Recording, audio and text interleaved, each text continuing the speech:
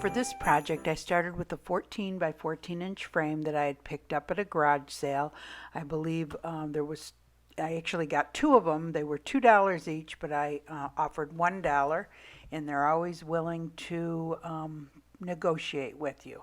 Anyway, I flipped it over, took the glass out, tried to get all that sticky paper off the back, and I actually ended up using my heat gun to try to reactivate the glue, and it did help to take some of it off. But I find that's the biggest pain about these projects, is cleaning up the back of the frame, which a lot of times I don't always do it just perfectly. Anyway, after I was done cleaning up the frame, I took clear Elmer's glue and I put it around the perimeter of the back of the frame where the glass would sit.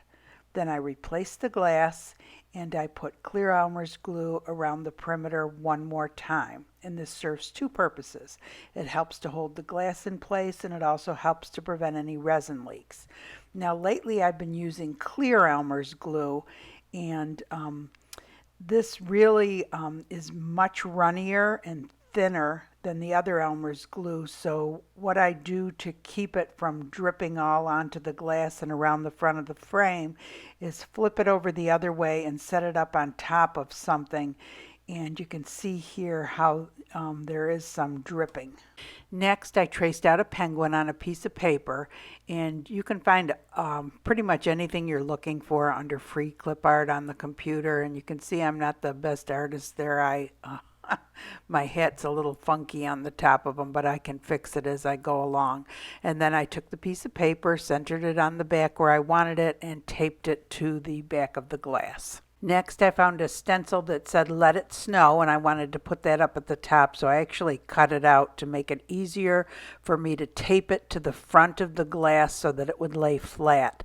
And it's important that you put your picture down first so that you know where it's going to be, so you know where to put your words to stencil them on.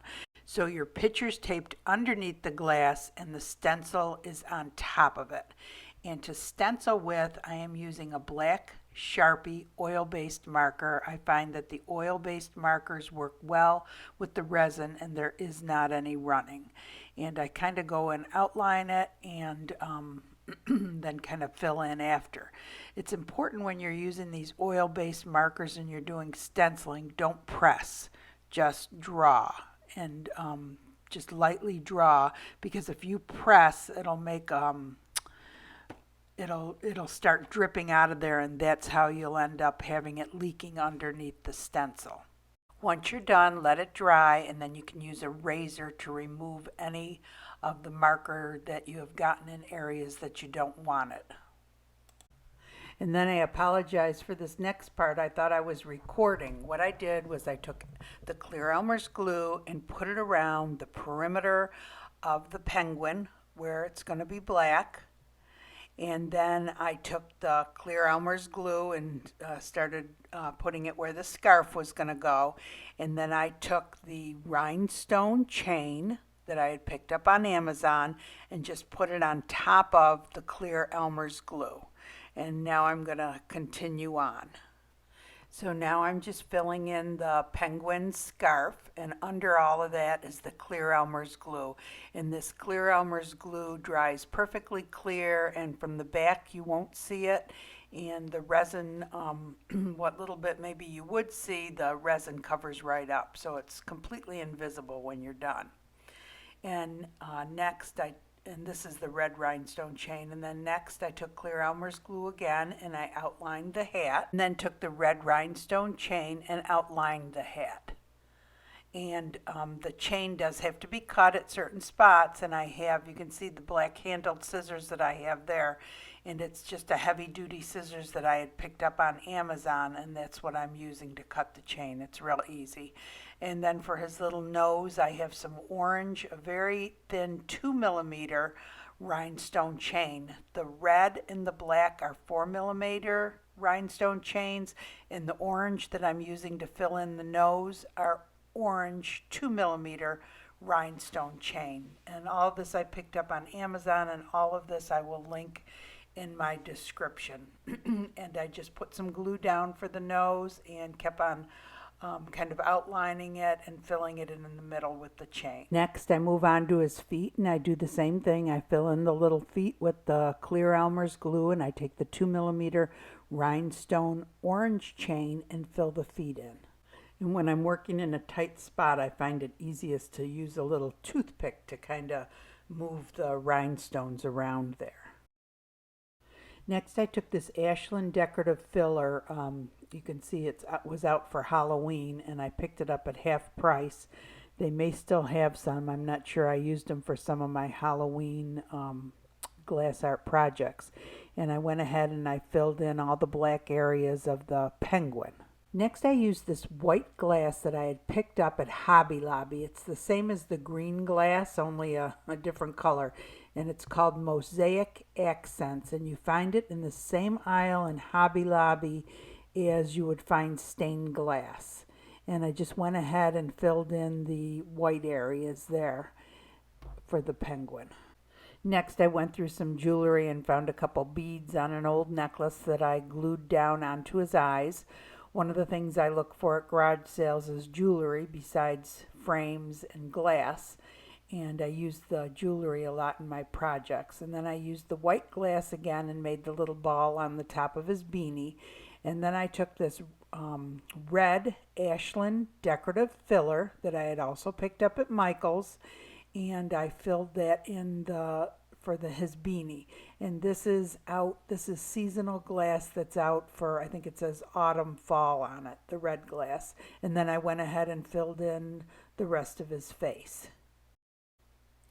Next, I cleaned up the glass a little bit and then removed the paper from the back very carefully so as not to disturb the glass. Next, I took a product called Artist Loft Iridescent Medium that I had picked up at Michael's. I've used this in other projects, and I'm going to use this to stencil the snowflakes onto the project. And so what I did was I just went ahead and put some on the brush and used one of my little snowflakes and started stenciling it on. And then you're not going to believe what I did next. It was really dumb. But I thought I would leave it in the video so that you could see. Do you believe I did that? I don't know what the heck I was thinking. Then I shut the video off and took 20 minutes to sort through that glass again and put it all down. Anyway, so anyway, I continued on with the snowflakes, and I actually decided it would be best if I just went ahead and cut the snowflake off of that stencil, stencil group, because the flatter you can have the stencil, the easier it is to stencil it. And so this stuff, I really mean the thicker you can put it on, the better. And the hardest part about it, like I said, is pulling the stencil straight up off of it, because if you pull it sideways or any other way than straight up, it will smear the whole snowflake. So the one thing I like to do, and many times forget, is put painter's tape around the perimeter of the back of the frame to help prevent resin leaks. Even though it's glued twice, you really should put painter's tape around the back of the perimeter so that you don't have any resin leaks. But of course I forgot, so here I am. I set it up on something, and I'm doing it very carefully so as not to disturb the glass again, putting it on the back. So I kind of did this whole thing in the wrong order. So after you glue it and it's dried for 24 hours, then you should put the painter's tape on the back, do your stenciling, like your snowflakes and your word stencils, and very last thing to do is put the glass on. So I wasn't setting a very good example today, but I did end up getting the painter's tape on, and now it's all ready for the rest. I actually went back and ended up stenciling over each of the snowflakes one more time because I just wanted them to be a little bit darker and stand out more. I was afraid the resin might make them more translucent and they might disappear, so I ended up redoing it. But what I did was I just made it as thick as I could and just kept on going over it and over it, and it was almost like the consistency of meringue. You know how it stands up and makes the peaks? That's kind of what it was like. So I just kept on putting it on until it was nice and thick. And this is what they ended up looking like. I think they turned out really good. Next, we were ready for the resin. The resin I used for this project was art resin. It's a 1-to-1 ratio resin that I mixed off camera. You have to mix it slowly for about 3 minutes to avoid bubbles. And once it's done mixing, I usually drizzle it over the glass first. Then I go around the perimeter and into the corners to make sure everything's covered. Although it says that it's a self-leveling resin, it really doesn't. You need to push it into the corners and along the sides, or you're going to find that there's areas that are not covered. Then I usually spread it around the glass using the spoon or sometimes my gloved hand. Now this needs to sit at temperatures between 72 and 85 degrees Fahrenheit overnight. Takes about 12 hours before you can touch it and 72 hours to fully cure. All resins are different, so you need to read the instructions on the resin that you are using. It's in your best interest to cover it with a dust cover when you're done. After I finish spreading all the resin out, then I take the kitchen torch to get rid of the bubbles. You can use a toothpick to pull any resin or hair or anything out of the project. And then it's done. Hey everyone, hope you guys enjoyed the video. I love my little penguin, he's so cute. And this is all glass from, oh geez, this and this is Ashland decorative filler, and the black glass was left over from Halloween. So that's why I always buy extra when I see something unusual, because they usually only have it for a certain time and then go out. And because they only have it for a short time, after just even a few weeks of introducing it, it goes down to half off, and which was only $2.99 for over a pound of glass. So it was really a good deal. And the same with the red. This is the red Ashland decorative filler. It says fall on it. So once this is gone, it's gone. And this is real pretty reflective glass also. And then the white glass is actually from Hobby Lobby. It's a mosaic accents. I didn't have the bag still from the white glass, but this is the green equivalent. They actually have this on the aisle where the stained glass is. And they have this in multiple colors, white, green, red, all different colors. So check it out.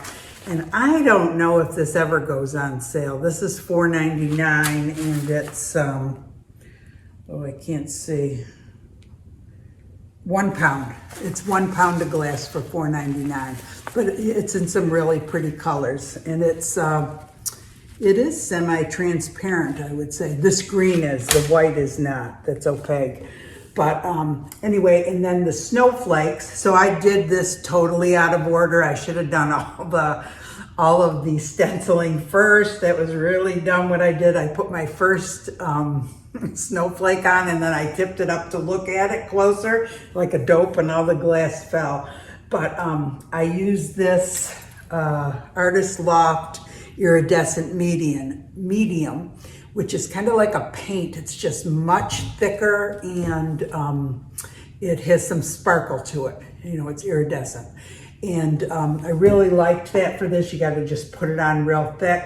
But you could also just use regular white acrylic paint. You could add you could actually put a little glitter on it and then let it dry, and then brush the glitter off of the canvas before you start to do the glass. And I'm sure that would look just as pretty. I just wanted to see how it would work. And anyway, that's about it. I wanted to show it to you from the back. So this is the, this is the 4mm rhinestone chain. But look at it from the back. The chain is gold on the back. You can see it outlining that. Isn't that cute? Looks cute from both ways. But anyway, so I hope you guys enjoyed the video. If you did, give it a thumbs up. It helps the channel. If you want to be notified of future videos, go ahead and subscribe. And I hope you all have a nice day. Thanks for watching.